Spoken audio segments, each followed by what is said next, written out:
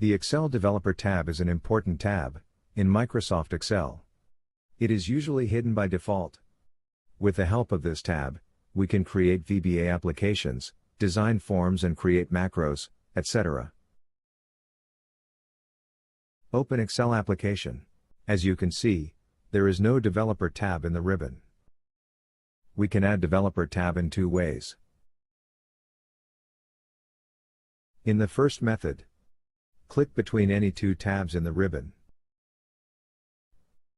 Then click on Customize the ribbon. In the next window, select the Developer checkbox, and hit OK button.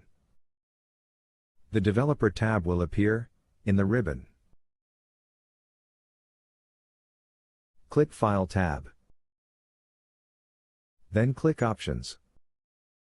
On Options window, click Customize Ribbon tab. Select Developer checkbox, and click OK. Developer tab will be added to the ribbon.